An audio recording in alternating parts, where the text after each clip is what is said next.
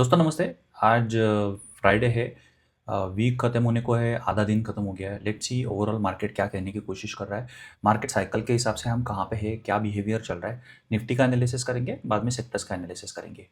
मैं swing traders को हमेशा बोलता हूँ, स्विंग ट्रेड करने से पहले 2 सवाल एब्सोल्युटली इंपॉर्टेंट। पहला सवाल कि मार्केट एनवायरनमेंट स्विंग ट्रेड के लिए फ्रेंडली है कि नहीं है। मैं वो 97 मिनट पे जाके देखता हूँ मेरा इंडिकेटर प्लॉट करके। अगर आपके पास प्रीमियम वर्जन नहीं है ट्रेडिंग व्यू का, तो आप 1 घंटे के चार्ट पे देख लो, 2 घंटे के चार्ट पे देख लो, वो भी बहुत अच्छा आउटपुट देता है। बट वो टाइम फ्रेम पे आपके पास कंफर्मेशन होना चाहिए कि मार्केट स्विंग ट्रेड फ्रेंडली है। दूसरा इंपॉर्टेंट पॉइंट, सेक्टर और इंडस्ट्री दोनों अप ट्रेंड में है कि नहीं है। सेक्टर से भी ज़्यादा इंपॉर्टेंट इंडस्ट्री, क्योंकि एक सेक्टर में बहुत सारी इंडस्ट्रीज होती है। इन दोनों डेटा पॉइंट का रीजन बताता हूँ। अगर एनवायरमेंट स्विंग ट्रेड फ्रेंडली नहीं है, तो अच्छे से अच्छा डिमांड जोन भी फेल हो सकता है। और अगर इंडस्ट्री अप ट्रेंड में नहीं है, तो इंस्टीट्यूशनल वो स्टॉक्स में घुसेगा ही नहीं। तो ये दोनों डेटा पॉइंट आपको आपकी फेवर में होना जरूरी है। इसके बाद में स्टॉक सिलेक्शन, इसके बाद में stock analysis. It is just a value. ये अभी के वीडियो का रिलेटेड टॉपिक, इसका एक मैं डिटेल वीडियो बनाऊंगा। लेकिन चलते हैं चार्ट पे। ये निफ्टी का चार्ट आप देख रहे हो। निफ्टी के चार्ट पे ये दो जोन जो है, मैंने ऑलरेडी अपने ग्रुप पे सबको डाले थे कि ये दो पॉसिबल जोन है जहाँ पे निफ्टी रिट्रेस हो सकता है। मैंने ये क्यों और कैसे निकाले थे, ये था कि एक तो मार्केट साइकिल के हिसाब से हम अभी भी बियर फेज के लास्ट लेग में है। बुल रन अभी शुरू होना बाकी है। प्लस अभी बजट 1 फरवरी को आएगा। दूसरा इंपॉर्टेंट डेटा पॉइंट है कि हम मार्च में फाइनेंशियल ईयर एंड होगा, तो उसके रिजल्ट्स और उसके बेसिस पे जो आगे वाला ट्रेंड सेट होगा, that will tell you how market is going to go forward, उसका आगे का जर्नी क्या है। लेकिन तब तक ये जो है, ये मार्केट साइकिल के हिसाब से, अगर साइकिल के हिसाब से सही चल रहा है, तो ये लास्ट बेयर लेग बोल सकते हैं, जिसके बाद हम बुल रन का एक्सपेक्टेशन रख सकते हैं। तो ये डेली टाइम फ्रेम पे मैंने 108 ईएमए प्लॉट किए है। 6 मंथ्स एवरेज प्राइस है। ये दो जोन थे। ये दो जोन अगर आप वीकली पे देखोगे, तो ये जो ईएमए है ये 24 ईएमए और डेली पे 108 ईएमए, दोनों का डेटा सेम है।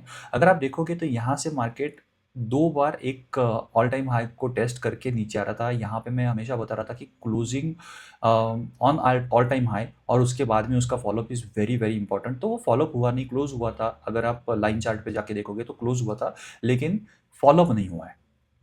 फॉलोअप में पता चला कि ये सस्टेन नहीं कर रहा है। नीचे आया, नीचे आके इस दो जोन को उसने टेस्ट किया। मेरे हिसाब से यहाँ पे एक रिएक्शन बहुत अच्छी आ रही है। अगर यहीं पे इसी जोन में कंसोलिडेट करके निफ्टी ऊपर जाता है, तो मार्केट में अच्छा एक सेंटिमेंट डेवलप हो सकता है। लेकिन उसको देखते कि आगे क्या पॉसिबिलिटी है, क्या नहीं है। अगर सेक्टर की बात करेंगे, तो मेरे पास ये लेआउट बना हुआ है कि मैं डेली टाइम फ्रेम का लेआउट बना के सिर्फ ये देखता हूँ कि कौन सी इंडस्ट्री 20 EMA और 108 EMA के ऊपर, या फिर कौन सा सेक्टर 20 और 108 EMA के ऊपर ट्रेड कर रहा है। और उसके हिसाब से उसका ट्रेंड स्ट्रेंथ वो निकालने की कोशिश कर। स्ट्रेंथ निकालने के लिए मैं सेक्टर से भी ज़्यादा इंपॉर्टेंस इंडस्ट्री को देता हूँ। वो स्टॉक हेल्थ पे इंडस्ट्री सेक्शन में करेंगे, क्योंकि स्टॉक हेल्थ पे इंडस्ट्री सेक्शन में आपको हर इंडस्ट्री के चार्ट्स मिलते हैं, वो भी आरआरजी स्टेटस के साथ, और बहुत सारे नए features are, we will discuss that later. लेकिन यहाँ पे अगर देखोगे तो IT sector is above 108 and about 20 also sustaining also, यहाँ पे सस्टेन कर रहा है। बाकी financials, bank, PSU bank is also very good. So आप ध्यान रखना कि आईटी सेक्टर, उसके बाद में पीएसयू बैंक। इंफ्रास्ट्रक्चर देखोगे तो इंफ्रास्ट्रक्चर 108 के नीचे भी ट्रेड कर रहा है। That's not a good sign. Metal sector is the strongest of all, holding really well. So commodity देखेंगे तो ये 20 EMA के नीचे ऑलमोस्ट सस्टेन करने की कोशिश कर रहा है, बट अप ट्रेंड में है। Auto sector is not holding up well. बाकी सेक्टर्स में चलते हैं, like services, it's not holding up well, not about 108 EMA। Oil and gas, यहाँ पे एक बार लगा था, ये बहुत स्ट्रॉन्ग मोमेंटम था इसमें, लेकिन होल्ड नहीं किया। It came down, now it is sustaining above 108, so that's bad. अगर आप रियलिटी का चार्ट देखोगे तो it's not holding up well. Pharma is weak again. Media पहले से वीक था and it is getting weaker and weaker. Energy sector is getting weaker. MNC is kind of in up trend, जैसे commodity का chart था वैसे ये behave कर रहा है, but it's holding up below 20 EMA। FMCG is weaker. So ये overall sector understanding हो गई। सिर्फ इस पे फोकस करके नहीं चलेगा। दूसरा सबसे इंपॉर्टेंट डेटा पॉइंट है सेक्टर्स के साथ जो इंडस्ट्री है, क्योंकि इंडस्ट्री अगर आप एनालाइज नहीं करोगे, तो आपका स्टॉक सिलेक्शन सही हो सकता है, आपका सेक्टर एनालिसिस सही हो सकता है, आपका निफ्टी का एनवायरनमेंट सही हो सकता है, लेकिन आप गलत इंडस्ट्री चूज करोगे, अच्छे सेक्टर में से गलत इंडस्ट्री चूज करोगे, तो भी आप फेल हो सकते हो। तो भी आपको लॉसेस होने के चांसेस बढ़ते हैं। सो सेक्टर से ज़्यादा भी इंपॉर्टेंस मैं बहुत बहुत ज़्यादा इंपॉर्टेंस इंडस्ट्री को देखता हूँ। उससे पहले मैं एक डेटा पॉइंट आपको दिखाना चाहता हूँ। मैं जो बता रहा था कि मैं हमेशा 97 मिनट के चार्ट पे मैं यू नो देखता हूँ कि एग्जैक्टली अप ट्रेंड है या नहीं है निफ्टी का। तो ये निफ्टी का 97 मिनट का चार्ट है। निफ्टी का 97 मिनट के चार्ट पे ये मेरा इंडिकेटर है स्विंग ट्रेड इन्वायरमेंट करके।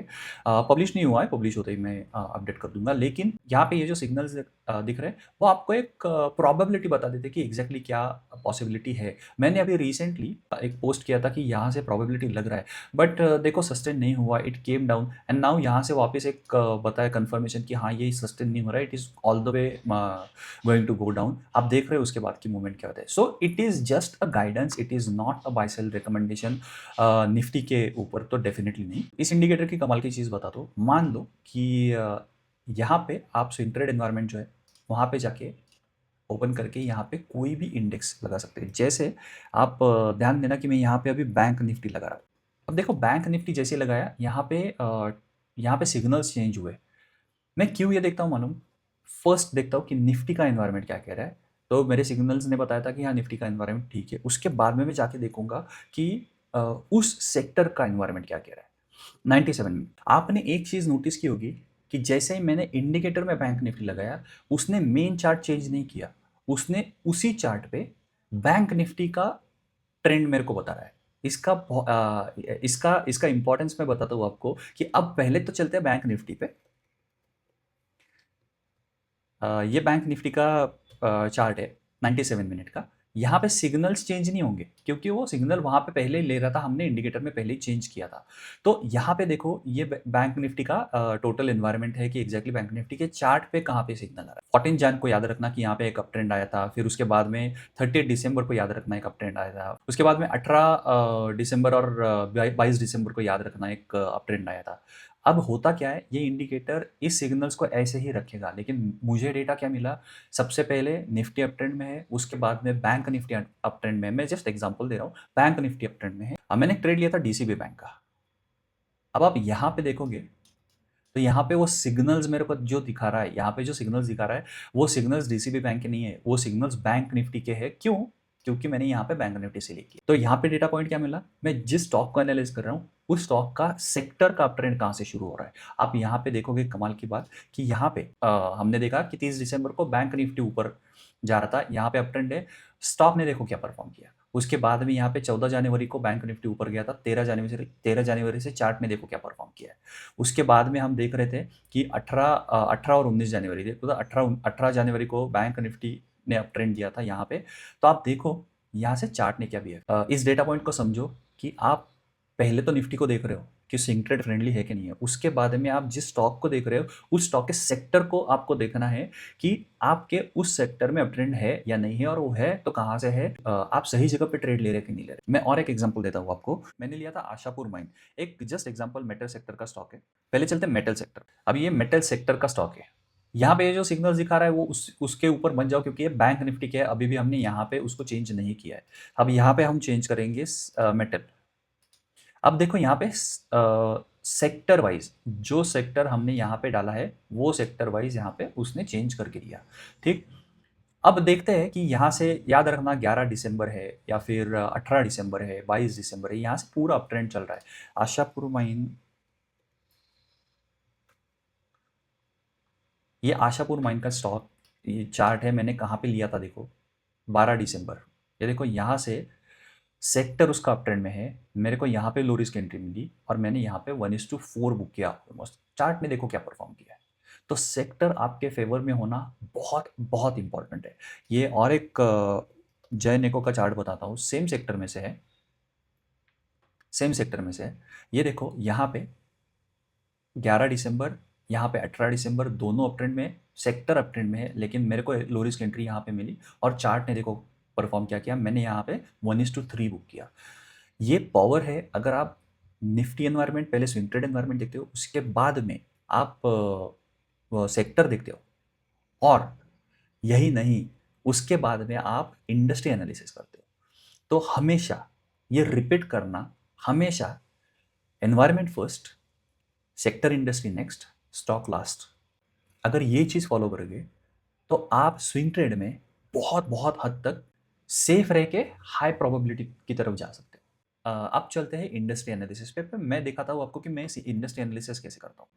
इंडस्ट्री एनालिसिस के लिए मैं पहले जाता हूँ स्टॉकहिल.इन पे। स्टॉकहिल.इन पे अलग अलग सेक्शंस है। जैसे बाय द वे, अगर आप बजाज ब्रोकिंग का अकाउंट ओपन करते हो तो स्टॉकहिल.इन पे everything will be 50% discount. You should definitely go for it. यहाँ पे इंडस्ट्री सेक्शन में अगर जाओगे आप, तो इंडस्ट्री सेक्शन में सबसे इंपॉर्टेंट चीज़ आपको यहाँ पे दिखेगी कि ये जो है ना, सिलेक्ट योर ओन इंडस्ट्री वाला लिस्ट जो है, यहाँ पे हर इंडस्ट्री लिस्टेड है, और वो भी उसके आरआरजी स्टेटस के साथ। आरआरजी स्टेटस क्या है, ये आपको पहले बता देता है कि कौन सी इंडस्ट्री लीडिंग है, कौन सी लैगिंग है, कौन सी वीक हो रही है, कौन सी इंप्रूविंग है। जैसे यहाँ पे मैंने देखा कि ये बैंक्स इंप्रूविंग में है, मैंने बैंक इंडस्ट्री पे क्लिक किया। यू नो व्हाट, जैसे आप रेगुलर चार्ट एनालिसिस करते हो, वैसे आपको यहाँ पे चार्ट एनालाइज करने के लिए मिलते हैं इंडस्ट्री के। और वो चार्ट पे क्या देखना है, मैं क्या देखता हूँ, मैं देखता हूँ कि सबसे पहला इंपॉर्टेंट डेटा पॉइंट कि 50 और 20 EMA के ऊपर इंडस्ट्री ट्रेड कर रही है या नहीं कर रही है। यहाँ पे ये स्टॉक्स में गैप अप और गैप डाउन हुआ है, इसकी वजह से ये पॉसिबल है। लेकिन ओवरऑल इंडस्ट्री देखेंगे तो यहाँ पे इस जोन में यहाँ पे देखोगे तो ट्रेंड वाइज अप ट्रेंड में है। नीचे देखोगे तो यहाँ पे पॉपअप्स जो है ना, यहाँ पे ये डिमांड सप्लाई आपको बता रहा है कि यहाँ पे दिख रहा है आपको कि डिमांड डेवलप हो रहा है, इंडस्ट्री भी ऊपर जा रही है। और सबसे इंपॉर्टेंट डेटा पॉइंट यहाँ पे जो आउट परफॉर्मेंस दिखा, तो अगर कोई इंडस्ट्री अप ट्रेंड में है, उसमें डिमांड डेवलप हो रहा है और आउट परफॉर्म कर रही है बेंचमार्क को, निफ्टी को, इससे ज़्यादा हमें क्या चाहिए। इसके बाद में एक ही स्किल बचता है कि आप कौन सा स्टॉक चूज कर रहे हो और लो रिस्क एंट्री ले रहे हो कि नहीं ले रहे हो। Low risk entry the most important part of swing trading है। मेंबर्स आर रियली एंजॉइंग कि उनको लो रिस्क एंट्री का फंडा पता चला। यहाँ पे आपको इंडस्ट्री एनालिसिस मिलेगा, हर इंडस्ट्री के चार्ट को देख के आप एनालाइज कर सकते हो। इतना ही नहीं, जो इंडस्ट्री आपने सिलेक्ट की है उस इंडस्ट्री के सारे स्टॉक्स नीचे आपको मिल जाएंगे, तो उसमें भी आप अलग अलग तरह के फिल्टर्स लगा सकते हैं। जैसे मेरा फेवरेट क्या है कि मैं एवरेज वॉल्यूम जो है वो हमेशा 30 डेज का करता हूँ। डिमांड सप्लाई रेशियो में हमेशा 3 महीना और 6 महीने का रखता हूँ, और ये 20 EMA को हटा के मैं 108 में इसको मैं सेव कर लूँगा। जो भी आपने वहाँ पे क्राइटेरिया सिलेक्ट किया है वो यहाँ पे आपको दिख जाएंगे। पहले तो बेसिक क्राइटेरिया में 500 यहाँ पे लगाऊंगा कि 500 करोड़ से ज़्यादा मार्केट कैप होने वाली कंपनी ही मेरे को लिस्ट में चाहिए, तो मैंने वहाँ पे पहले वो डाल दिया। मेरा सबसे फेवरेट है कि यहाँ पे मैं स्क्रॉल करके आरआरजी क्वाड्रेंट पे जाता हूँ और यहाँ पे लगाता हूँ इम्प्रूविंग। आप देखो, आपने निफ्टी का एनालिसिस किया, सेक्टर देखा, और उसके बाद में आप इंडस्ट्री एनालिसिस करके जो इंप्रूविंग इंडस्ट्री है या फिर ट्रेंडिंग इंडस्ट्री है उसमें से इंप्रूविंग स्टॉक्स निकाल रहे हो। मैं इंप्रूविंग की बात कर रहा हूँ क्योंकि मेरा ऑब्जर्वेशन है इंप्रूविंग स्टॉक्स में लो रिस्क एंट्री बहुत अच्छी तरह से मिलती है। इसके एग्जांपल्स मैं अगले वाले वीडियोस में दिखा दूंगा, but this is my observation now. ये आपको लो रिस्क एंट्री वाले इंप्रूविंग वाले मिल गए, ठीक है। ये आज के हिसाब से चल रहा है, मार्केट डाउन है तो आज के हिसाब से कम आ सकते हैं। मैं यहाँ पे एक और चीज़ देखता हूँ, लीडिंग वाले भी देखता हूँ कि अगर मैंने इंप्रूविंग वाले रखे, वो एनालिसिस किए, तो मैं लीडिंग वाले भी देखता हूँ। तीसरा एक स्कैन जो मेरा फेवरेट है, मैं क्या करता हूँ, मैं इसको हटा देता हूँ हमेशा। मैं देखता हूँ कि ये पहले जो वीकली और डेली वाले वॉल्यूम चेंजेस है ना, मैं उसको देखता हूँ, मैं इसको फिल्टर करता हूँ हाईएस्ट टू लोएस्ट। अब देखो, जिस कंपनी में वीकली बेसिस पे जिस कंपनी में वीकली बेसिस पे 263% वॉल्यूम आया है वीकली बेसिस पे, तो शायद उसमें कुछ चल रहा है, पॉसिबल है। अब देखो यहाँ पे बंधन बैंक, फिर जेके बैंक, फिर उज्जीवन बैंक। आप उज्जीवन, मैंने उज्जीवन बैंक का चार्ट जाके देखा था, आप भी देखो, बहुत बहुत बढ़िया चार्ट है। लेकिन आपको ये मिल जाएगा कि वीकली बेसिस पे उसमें 209% चेंज हुआ है, डेली बेसिस पे 109% का वॉल्यूम चेंज हुआ है, और वीकली बेसिस पे वो 6% चेंज हुआ है। आप देखो कि वीकली पे वो चार्ट, मतलब चार्ट भी देखने का जरूरत नहीं है, इमेजिन ही हो सकता है कि हाँ ये बहुत तगड़ा दिख सकता है चार्ट, क्योंकि वॉल्यूम दिख रहा है। फिर उसके बाद में आपका stock analysis. So I hope this helps. Industry analysis super important, लेकिन मैं वापस रिपीट करता हूँ, environment first, sector industry next, stock last. ये रिपीट करना, ये मंत्र है स्विंग ट्रेड का। See in the next video, bye bye.